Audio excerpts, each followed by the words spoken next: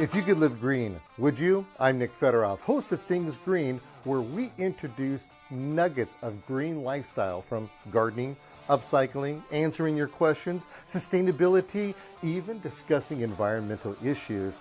You can become more confident in making the right decisions for you and your family. So come along as we are Things Green.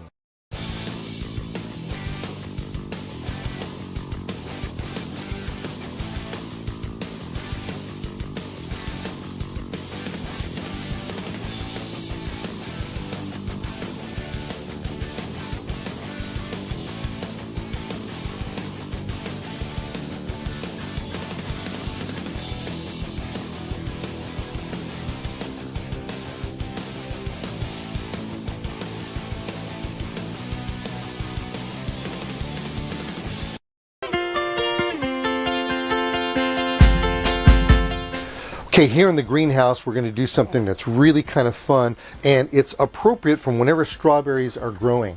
Do you remember that show that we did about taking these particular plants, these spider plants, and we propagated them?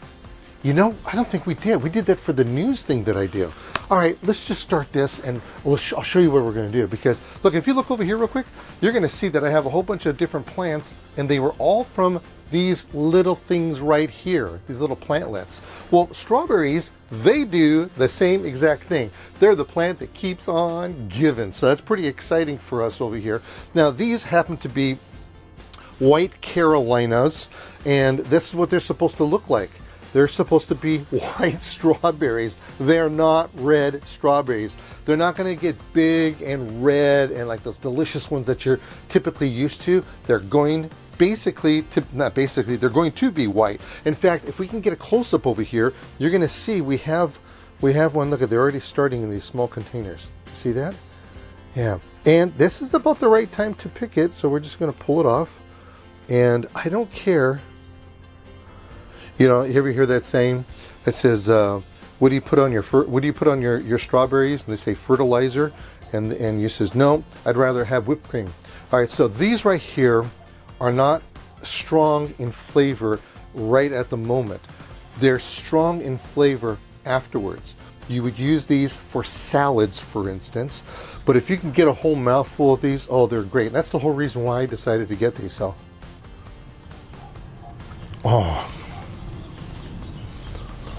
look at homegrown, organic.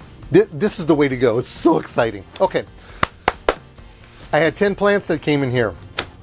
Out of the 10 plants, 2 of them died. But because this is a plant that actually didn't die, they never actually germinated because I bought them as roots.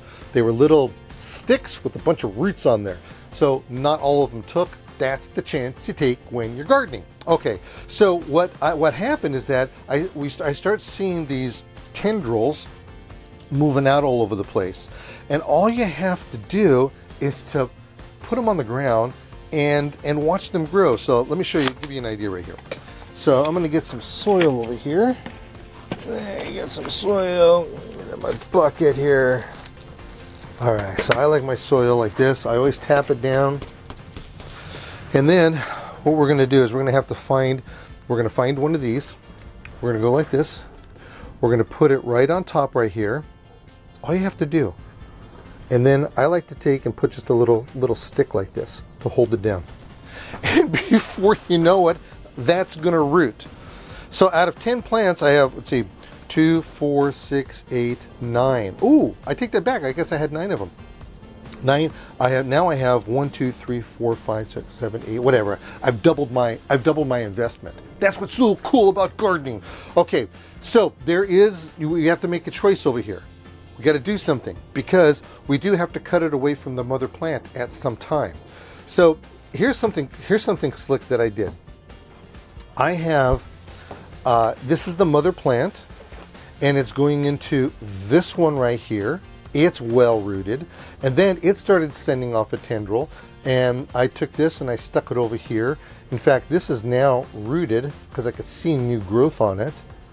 And it started off just like that baby one we just saw a second ago. You see this little tiny one right here? It started off just like this. Now, if you want to kickstart this kind of stuff, You may want to get yourself some rooting hormone. So rooting hormone is a really fun thing to do. You need to have your little bit of moisture on your finger, or actually I'll just take it and I'm going to go like this. I'm just going to dump it in here, and see how I did that? I only really want it on this part right here. Because it got over here, it's not going to be a big deal. And then we're going to take it like this, put it here, and now I have doubled my chances, and I have increased the possibility of this rooting a whole lot faster. And now, what does a whole lot faster mean? A whole lot faster can mean 2 to 3 weeks faster. So that's a nice thing to have, but you don't have to use it. It's not necessary. I'll tell you what, none of these here have the rooting hormone. Now, if you have this kind of container around, check out what we did here. So we have this one. Look at this one's giving a lot of babies off. This one is feeding here, feeding into here. This one is feeding into this little, I wanted to show you that you could do a little smaller kind of a container. And look what's happening here. I have yet another one, and I'm not going to miss this opportunity. I'm going to stick it on right now. I'm going to dip it in there. That's all we need. Just a little bit on there. We're going to go like this. We're going to take it and we'll secure it with the soil. Put a rock on there. Put this little thing, like I see this little thing. Put this on here, and it's going to grow. Now, there is a time that you're going to have to cut these things off. And so we're going to do that with this one right here. So what you're going to want to do is you're going to want to take your pruning shears and you want to separate it from the plant, because this is now strong enough to not take any energy out of this particular plant. So we're going to snip it right here, and then I'm going to take this. This is not going to grow any longer. So snip it right there, and we have something for the compost pile. We're going to take this. This one is actually growing another one. So I could take this and I could attach it to something else. So it's a beautiful plant. Now, here we have something that's going on. This right here is a red strawberry. It's been sitting in this container for quite some time. We've actually been pretty fortunate. Oh, look at this. It's already getting flowers on it. So that's what a strawberry flower looks like. You ever see one before? That's beautiful. That right there is going to turn into the strawberry. That center part will turn red one day. But what I want to do is that this has been in here a long time. It's getting really crowded, so I want to separate it. See, the roots are starting to kind of like turn tannish, and we really want them more on the whiter side. And look at all the composted material, the leaves on the bottom here. They're just, that's not the best for it. So we're going to clean this plant up. In fact, what I'm going to do is I'm going to separate it. These plants have, oh my goodness, look at this. So that's one plant. This is, oh, look at that. Got it all inside of me. It's a good thing I'm related to the Hulk, huh? Otherwise I wouldn't be able to do this. So this one kind of got beaten up, but I still have plant there. It's going to work. And the best part about it is that I actually have two plants right here. Here, let's separate this one. You don't need a whole lot of root. So out of this one plant, I got 1, 2, 3, 4, 5. This probably could be separated 2 times too. I'm not going to do it this time. Let it grow. So I'll get a little bit more soil over here. All right. Put it in my container. And all we have to do, pull some out. Let me get a little, let's clean it up first. Get all this dead stuff out. This dead stuff's no good. And before you know it, you're going to be making strawberry pies. You're going to have this with ice cream. Oh, you can put this in the ground, by the way. You don't have to keep them in containers. You ever see those containers that are like scalloped? They come out scalloped like this. That's what they're made for strawberries. It's a really good thing to do. Okay. Now you can tell I'm not necessarily being super gentle with this. I mean, you don't want to abuse the plants. So nice root system. Put this here. Oh, yeah. And that is how we propagate strawberries and we keep things green.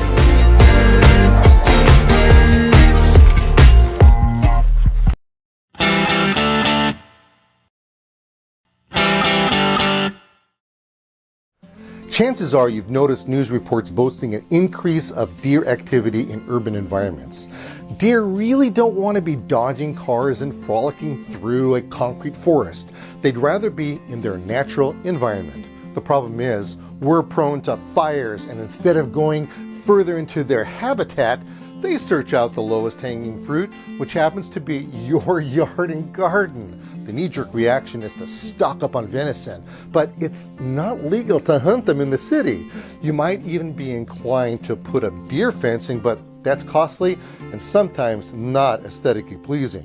There's a better way to ward off deer by putting the fear of bobecks into deer and other plant-eating critters for their control. Simply coat dry plant leaves with the ready-to-use trigger sprayer every couple of weeks. For larger areas, the concentrated formulas will work with your favorite pump sprayer and spray rigs. Without getting all scientific, there's 12 natural and safe ingredients that triggers a fear instinct when they take a whiff of it. The smell sickens them and they scooch. After spraying, go out on a nice date and take in a movie. When you return in about 6 hours, it'll be completely dry and clear, plus the smell becomes undetectable to us. But for deer, you save costly fencing using the safe, natural way to control deer.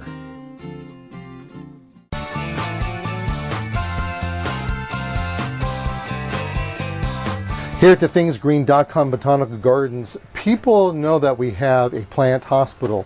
So they drop things off to us, but only when they're invited to. They have to send me pictures.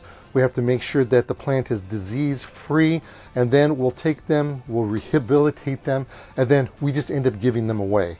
So I just don't want you to bring plants by. Please, please, please don't do that.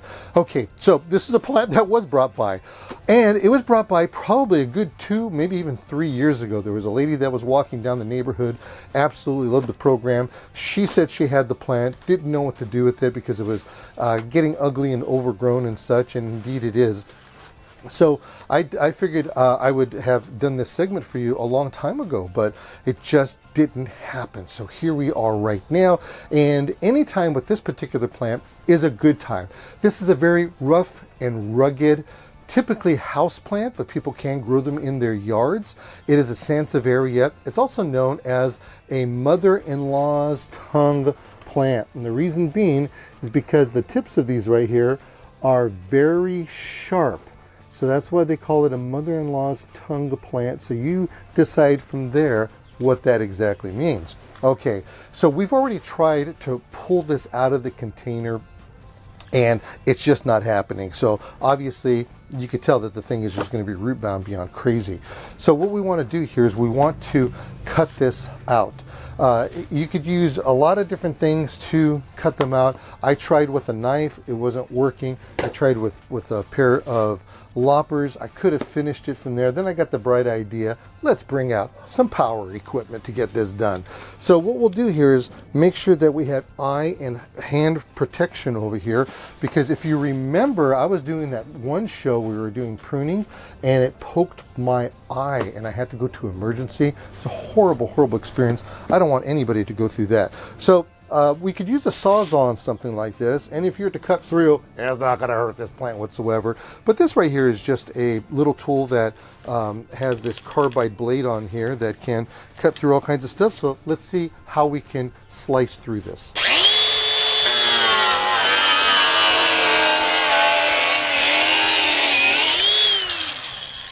So that was pretty easy. We'll go again over here.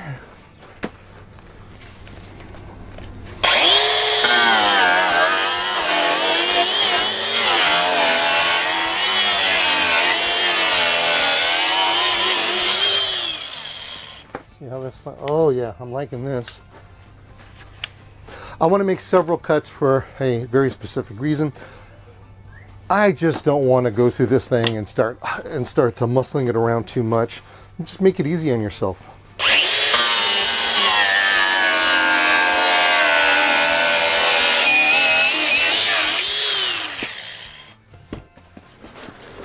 Oh, it's coming off. Look at this. Now I have been watering and I have been fertilizing this thing ever since I got this plant. It never did not get any food. So look at this. This is a mess. Look at that. Isn't that horrible? Look at all these roots. Look at the kind of girdling that this is happening on this. But the best part about this is that this is a plant that does take a lot of abuse. You'll see these plants growing, being sold at nurseries and garden centers all over the place. It's a very popular house plant. You normally don't find them this large, this tall. You normally see them as little house plants, and that's actually what we're going to do over here. We're going to see if we can't separate this out. Look at that. Okay. Didn't get a whole lot of root, but I got enough root on here to do this. Now we have to ask ourselves, do we put it in a large container or do we put it in the ground? If we put this in the ground, it's going to grow. There's no doubt about that. In fact, if I was to put it in the ground, what I would do is I would just take, I would take these, see these two right here? They're kind of, in the technical terms, yucky. So I would probably just, yeah. Well, that's kind of a good piece of growth there. I would just cut this off and we could plant just that. Okay. Or what we could do is we could plant, here. I would cut these down, just right here. So by cutting these down, this is not going to grow again. This right here is going to absorb the light from the sky so that we can have exchange of starches and sugars. By the way, this is a plant that does not necessarily grow in full sun. It wants to be more in the shade, half shade. Morning sun is just fine. Afternoon, probably not. Now, this right here could probably grow really well. Let's see if we got some more over here that we could take off. I got something bigger because I'm going to show you something kind of drastic. Let's see. Let me see if I can cut through this one here. So we're going to cut this and we're going to cut all the way through. You are not going to hurt this at all. So I'm cutting through something thick here, huh? Let's make sure that I get that. I just made kind of a wedge is what I did. That's what I'm talking about. Now here's another piece. If you want to put it in your yard, you can do that. This will grow. I've got these roots. They're just fine. I'm going to pull all this off over here.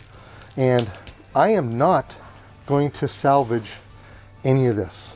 I want this to be a house plant.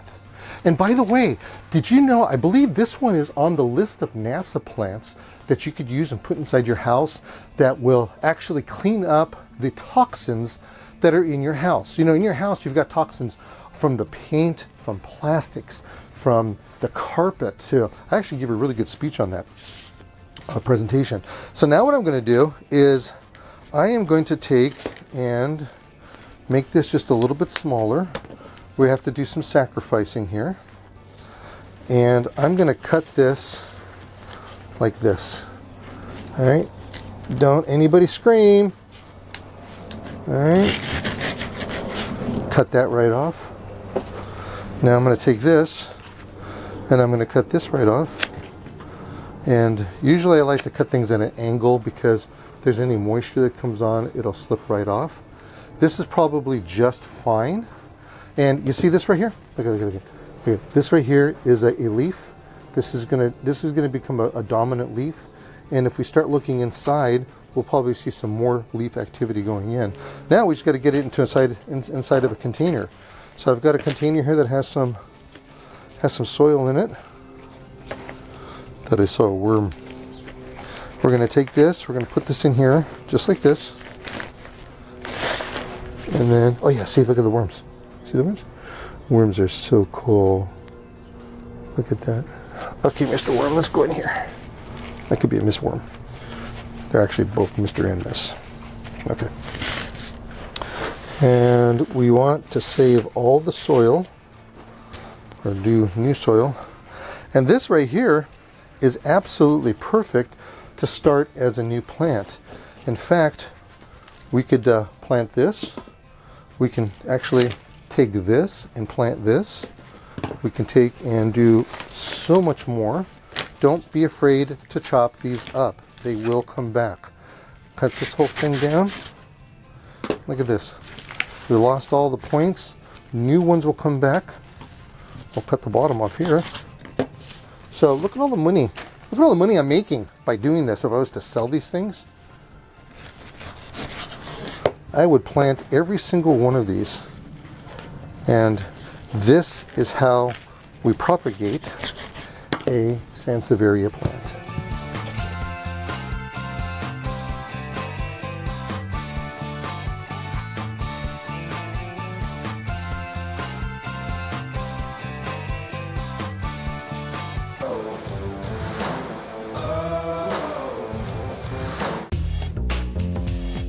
Today is the day that our sod gets here, and it's a wonderful experience and so exciting. The truck is going to be coming down your street, and they will unfold everything off of the truck. They'll expose the sod, and then they get on this really huge, wide tire forklift, and then they'll poke underneath and they pick up these pallets of sod, and they'll take it and put them wherever you want them to. They try to get them as closest to the job as possible. That's the whole thing about that. Now, once we have the sod in place in our pallets, you need to load it up, because it could be a little bit on the heavy side, because it is moist. And you got to remember, this is a living plant. It's a living thing, and we got to keep that in mind. So you're going to put it into a wheelbarrow, and then you'll also take and you'll stage it as you're going along wherever that you want this stuff. Now, here we have the guys over here starting this, and this is really important what they're doing. They're starting off with a straight edge.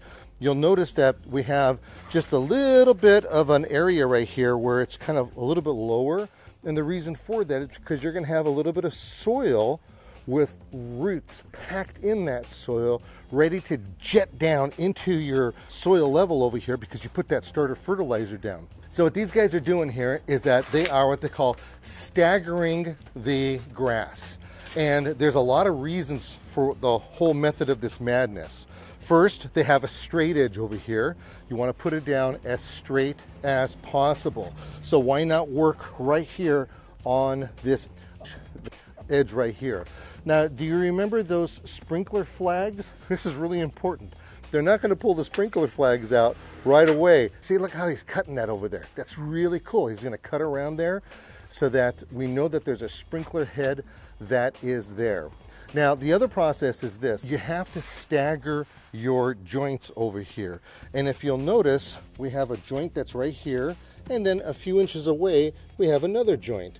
And everything will be staggered as they go along. And the reason why we do this is because we don't want the sod to dry out on us. That's a really important thing. And if you have your joints staggered, that you have less of a chance for it to dry out on us.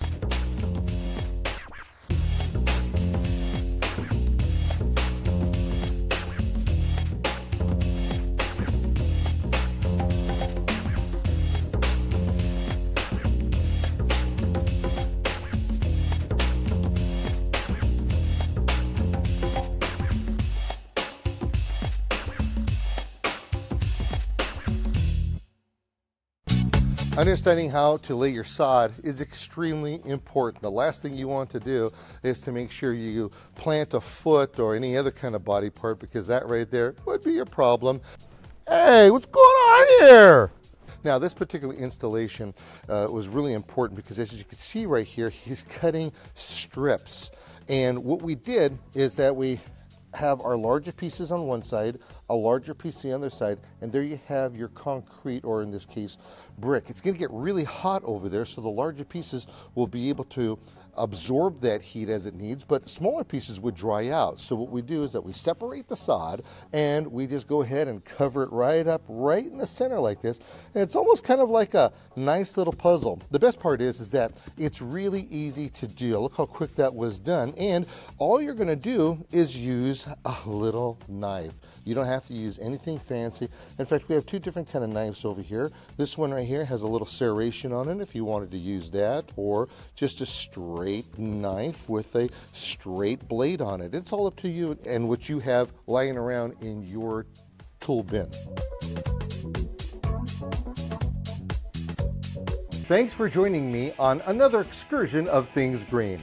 Our goal is to educate, inform, and entertain so you can become exposed to a green lifestyle inside and outside of the home and community, all on your terms. Join me next time right here as we help you with things green.